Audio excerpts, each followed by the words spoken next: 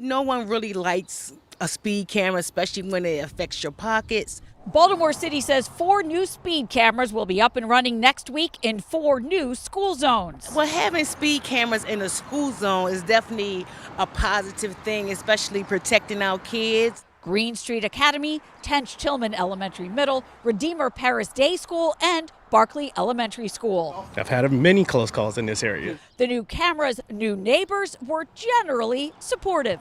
You know, the Baltimore 5-second rule, as people determine that after a red light, you probably have 5 seconds to run through a red light. I've had a couple of encounters where I've had close calls and even almost seen a pedestrian hit.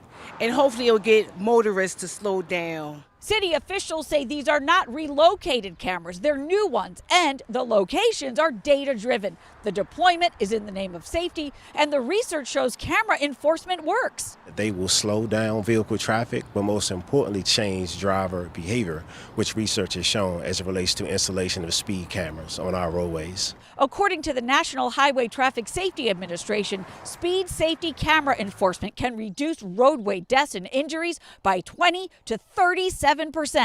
To people who say it's just a money grab by municipalities, what's your response to that? It's a new normal when speed cameras are installed. It requires us to change our behavior.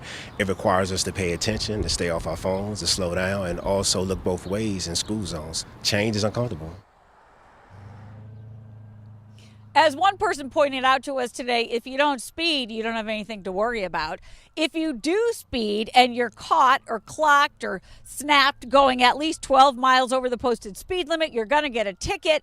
And the fines on those tickets start at $40. They go all the way up to $425. Reporting live from West Baltimore tonight, I'm Kate Amara, WBAL TV 11 News.